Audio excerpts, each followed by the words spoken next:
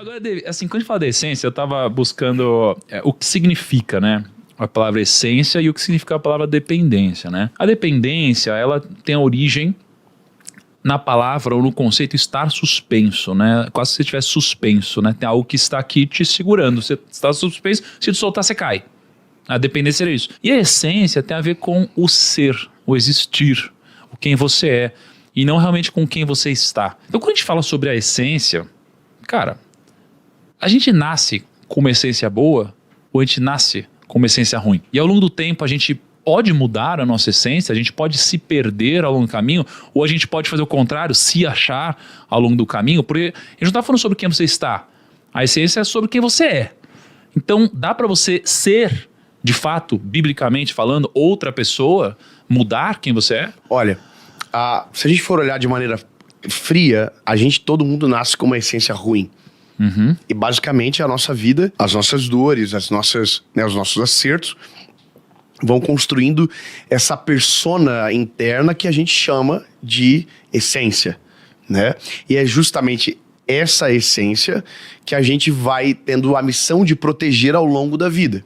Porque igual você falou, cara, conheço gente que antes não tinha nada e era super humilde e ele tratava bem as pessoas e aí ele prosperou e ele ficou uma pessoa arrogante, trata mal todo mundo. Simples, ele perdeu a essência. Aquela essência humilde que ele carregava não era a realidade aqui, era o fruto do externo. E essência não pode estar conectado com o que está fora. Ele é construído pelo que está fora, mas ele tem que ser algo que seja aqui dentro verdadeiro, genuíno. Uhum. Qual que é vamos dizer assim, a possibilidade de mudança dessa essência? É Cristo. Por ser humano de verdade, e eu sei que isso talvez perde um pouco do poder de aplicação para todos, mas é Cristo que implanta dentro de nós a verdadeira essência, que é a essência do depender, a essência de buscar, de permanecer. Por exemplo, quando você fala que a dependência é essa figura de estar suspenso, é justamente porque quem depende não escolhe o lado que caminha para o lado que quem está comandando governa. Entende? Agora, se a minha essência me rouba essa dependência, logo a minha essência se perde. Porque se a essência é construída em Jesus, e é a partir dele, não a partir de Cristo, porque todo mundo é ruim. Uhum. Se a gente for olhar, para olhar você friamente, a gente é cheio de problema dentro da gente. Os nossos sentimentos são extremamente confusos. Sim. A gente carrega uma série de sentimentos que não quer nutrir, mas eles estão lá dentro. Sim. Certo? Se você não cuida, você é invejoso. Se você não cuida, você é maldizente. Se você não cuida, você é orgulhoso. Tá tudo aqui dentro. Então, na verdade, a essência do homem, ela é aplacada pela essência de Cristo que entra em nós. A partir desse momento, o que era obscuro começa a clarear. Por isso que a Bíblia fala em Apocalipse 2:5 de tirar o candelabro. Quando tirar o candelabro é tirar a luz. O que seria o candelabro? O candelabro é a luz, é a figura da luz. Aquele desenho que tem 7... Isso, o candelabro no Velho Testamento velas, né? Tem muito a ver com a palavra. Uhum. Então, quando você olha para o Velho Testamento do tabernáculo, o candelabro dentro do tabernáculo significava a palavra. Por quê? Porque ele tinha luz. Aí a gente volta para o texto bíblico. Lâmpada para os meus pés é a tua palavra. Então ele simboliza a palavra. Só que a luz também significa a manifestação de Cristo. A Bíblia diz que ele é a luz do mundo, ele é a luz, ele é a estrela da manhã. Então, quando a Bíblia fala de tirar o candelabro, é tirar justamente essa presença. Entendeu? Então, se vocês não dependem de mim, agora vocês podem caminhar sozinhos. Vocês querem que eu permaneça? Volta às primeiras obras. Volta ao primeiro amor. Que é aquela pessoa que eu preciso para o plano que eu desejo. É muito interessante, né? Porque às vezes assim, a gente quer olhar para o futuro, a gente fica olhando para o futuro, fica querendo projetar o futuro, tentando identificar o futuro, mas uma das melhores formas de você se conectar com, estrategicamente, os melhores próximos passos, não é olhando para o futuro, né? É você voltando à sua origem. É quando você volta à sua origem, você se reconecta com a sua essência, de fato, que é quem você é, né? Verdade. Então, no mercado financeiro, eu falo isso. Cara, você quer prever o futuro do mercado financeiro? Todos os analistas erram, tá? Então, você fala, o quanto que vai estar o dólar no final do ano? Cara, você pode ver, assim, ninguém acerta. E próximo ano? Ninguém acerta. Próximo ano? Ninguém acerta. Vai ter algumas vezes que alguém vai acertar, mas de forma constante não acerta. Agora, quando a gente olha para o futuro nos investimentos, você pode olhar para o que funciona há muito tempo. Então, se você for olhar para o que funciona mais tempo na história, é o que deve continuar funcionando por mais tempo no futuro também. né? Isso aqui funciona para conceitos, funciona para investimentos, para carteiras de investimentos e também funciona para comportamentos humanos, funciona para a conexão com Jesus, de fato, né? Então a essência é muito interessante que você falou, que é se reconectar com o passado para de fato você mudar quem você vai ser daqui para frente. E aí, em Mateus 16, 26, fala assim, ó, pois que aproveitará o homem se ganhar o mundo inteiro e perder a sua alma? Ou o que dará o homem em recompensa da sua alma? Então eu vejo que às vezes isso daqui se aplica muito para isso que a gente está falando, porque às vezes a gente vai pegar, vai conquistar algo, achando que foi por mérito próprio, sendo que não foi. Talvez um dia a gente já soube que não era nosso mérito, mas com o tempo a gente esquece, e quando a gente esquece a gente acaba recebendo outro tipo de recompensa, né? O que você acha que é o desfecho? Porque a gente está falando sobre o impacto de você deixar os seus resultados roubarem a essência.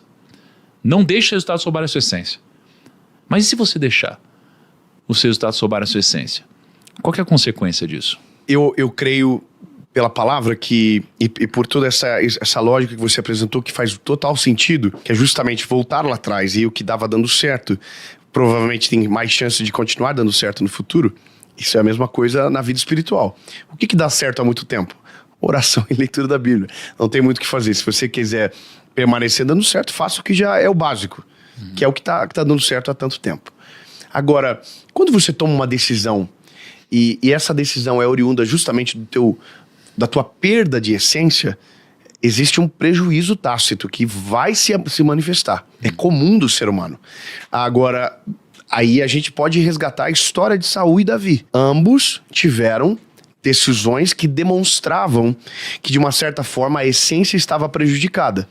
Tanto de Davi, que por mais que tinha um background de um coração sensível, tomou uma decisão errada, como também o próprio Saul. O que vem após é justamente o que muda o futuro em relação a isso, que é o arrependimento verdadeiro. A questão é, se você perde muito a essência, e isso é muito mais profundo, talvez você vai precisar e ter muito mais dificuldade para se arrepender de maneira genuína. Entende? Então, quando a essência se vai demais, Thiago, você fica extremamente perigoso. Por quê? Porque na sua cabeça tá tudo certo. Não deu errado porque a tua essência se foi. Não, deu errado por conta do acaso, por conta do fulano, por causa do ciclano. E você coloca a culpa em todo mundo e menos em você. Sim. Que é diferente da postura de Davi. Quando Davi percebe o caos que ele criou, um homem é assassinado por conta do pecado dele. Tem um filho que nasce dessa conjunção carnal. Ou seja, cara, meu Deus, olha o tamanho do BO que esse cara fez. Certo? Quando o profeta vem, é um homem de Deus que Sim. só falta dar na cara do Davi. Só que ele é sábio, ele conta a história de um jeito que faz Davi ter raiva dele mesmo. Então esse é o negócio.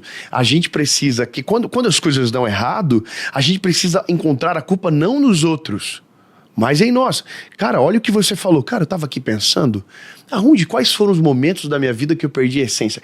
Cara, isso é poderoso, é o que Deus precisa para completar em nós a obra que está sendo aperfeiçoada. Porque quando a gente olha para dentro, todos os defeitos estão aqui. Todos os problemas estão aqui. Ou seja, se o meu vídeo caiu a visualização, ou um convite caiu, ou minha audiência diminuiu tanto, de quem é a culpa? Aí a gente começa a colocar a culpa. Não, a culpa é o algoritmo. É a rede social que agora tá mudando a forma de entregar, que é o algoritmo. Beleza.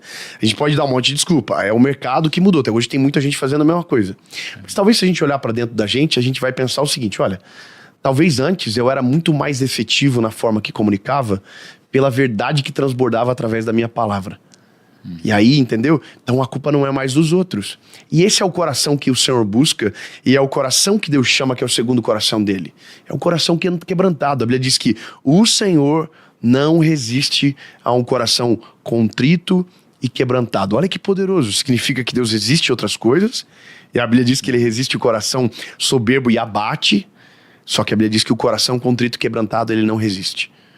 Ou seja, há uma verdade aqui intrínseca. E ser quebrantado e ser duro também é parte da essência que nos é provocada pela vida e provocada pelo Senhor. Quanto mais orgulhoso é o homem, mais difícil ele é de trabalhar e de mudar de perspectiva. Sim. Entende? Então, quando você é muito orgulhoso, você sempre tem um argumento para provar que você está certo.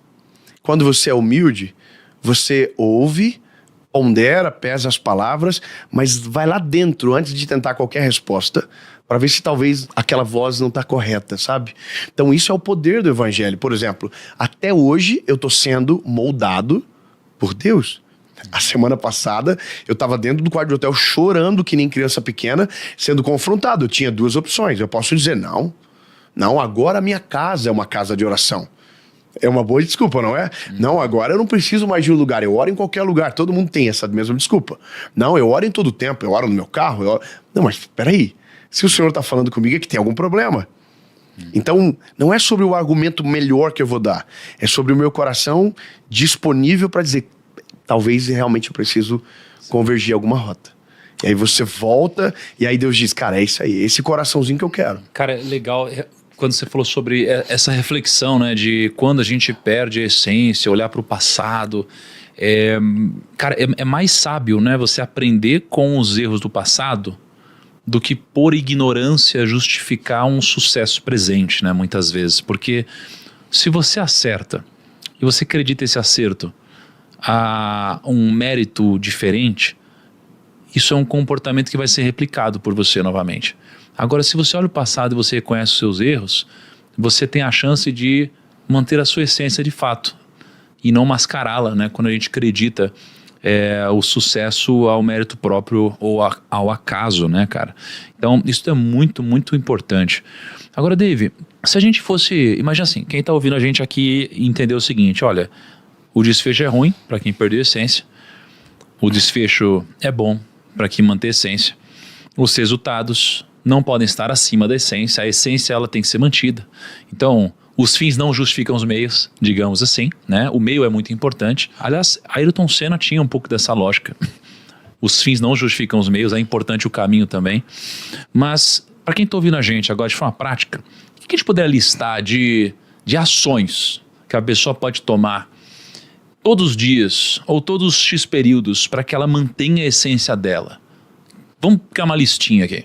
Obviamente, eu vou sempre partir para aquilo que tá na Bíblia, mas eu acho que dá para fazer isso de maneira prática, olhando para o nosso dia a dia, certo? O que eu acredito? Que nós devemos ter termômetros em todas as áreas da nossa vida. Tá. Termômetros são os nossos aferidores, que a gente precisa saber se tá bom ou se tá ruim. Quando eu entrei aqui na tua empresa, você me mostrou que parte da sua cultura são os dashboards. Certo? Então no dashboard você tem um termômetro, se tá bem ou se tá ruim. Agora na vida é possível você ter esses aferidores de maneira, obviamente não dentro de uma tela, porque vai ficar super estranho, mas de maneira espiritual e até mesmo, sabe, intencional. Então, por exemplo, minha esposa, eu sei quando as coisas não estão boas, eu sei quando ela não tá tão bem. Antigamente eu entrava em crise. Qual que era o primeiro passo? O que eu fiz de errado? Então eu entrava em parafuso. E aí até descobri que era uma TPM. Então, acontece muito. Então hoje eu sei. Hoje eu olho pra ela, eu sei... Mas não pode falar, né? O que é? Deus o livre. Melhor não falar nada. Aliás, cara, a pior coisa é falar. Nossa, eu me aprendi. Então hoje eu olho pra ela, porque conheço bem ela, eu já tenho o termômetro da minha esposa. Os meus filhos é a mesma coisa. Hoje, quando o João começa a ir mal no colégio, eu já sei que ele tá com saudade da gente. Que ele tá precisando de tempo de qualidade ou que ele tá com tempo de tela demais. Dentro da minha vida espiritual, se a minha dificuldade de construir um raciocínio bíblico para uma mensagem que eu vou pregar, ela não flui com a mesma naturalidade que flui, a minha vida com Deus deve estar com problema.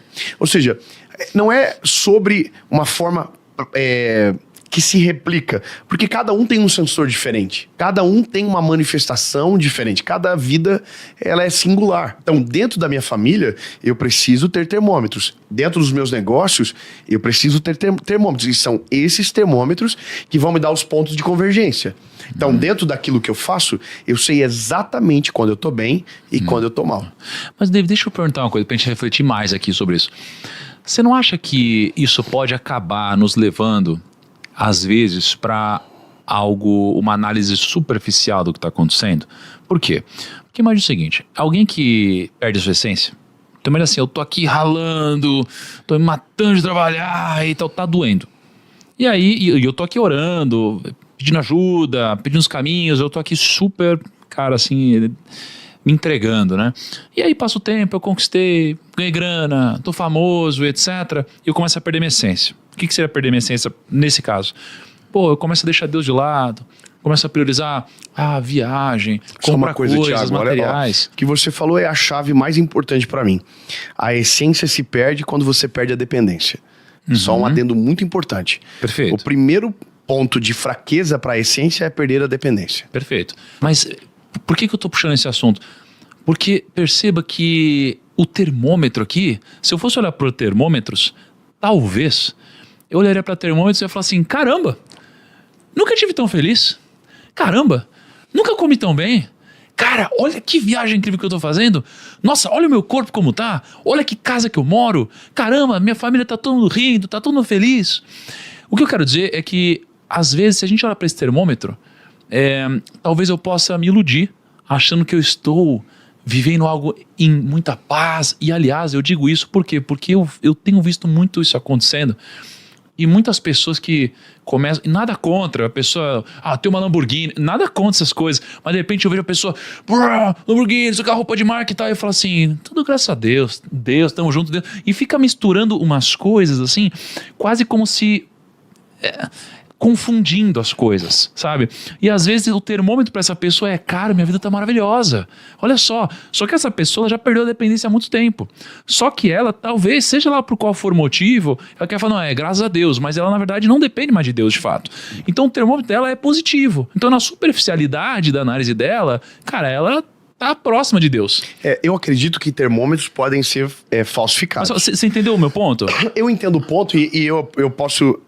entender o seguinte, olha, se os nossos resultados nos enganam, a gente volta no começo da mensagem, da história, da nossa conversa. Os nossos resultados tendem a roubar de nós a nossa essência. Talvez eu acredito que dentro desse processo de alcançar os resultados, a gente começa a criar aferidores, todos são positivos e a gente não vê a realidade em si. Certo? Eu vi uma... O diabo é assim, né, cara? Sem sombra de ele engana. A missão dele é essa. Agora, eu vi uma coisa essa semana que eu fiquei assim, achei muito interessante. Eu peguei uma carona com um cara, com um helicóptero, e o cara me falou um negócio que... Sabe quando o cara fala uma coisa que você fica, caramba, mano? Ele tava falando sobre você pousar o helicóptero com a hélice desligada. Com o motor desligado, não a hélice, né? O motor desligado. É chamado de autorrotação na aviação de asas rotativas. E aí, cara, ele falou um negócio que eu achei interessante. Ele falou, cara, se acender uma luz no painel, antes de eu descobrir o que é que tá acontecendo com o helicóptero, a primeira coisa que eu preciso fazer é baixar o coletivo, que é mudar o passo de hélice, em vez de tirar o torque e fazer ele se transformar uma asa e descer. Olha isso, cara, peraí. Então, você não pode primeiro descobrir o problema para então talvez descer o helicóptero, não. Você tem até 3 segundos para baixar o coletivo e resolve enquanto estiver planando ou espera descer para resolver lá embaixo. Cara, isso é muito poderoso. Porque daí você... Peraí. Então tem coisas que eu não consigo resolver em voo. Tem coisas que eu preciso descer, desligar tudo para então descobrir aonde está o erro. Na nossa vida é exatamente igual. Tem pessoas que até percebem que alguma coisa está comprometida dentro da família dele, dentro da história, dentro da essência dele, mas ele não para de voar. Então ele começa a fazer essas confusões. Não, tudo é Deus que me deu, tudo é Deus, tudo é bom, tudo é maravilhoso, mas tem uma luz piscando bem forte lá dentro que ele está ignorando.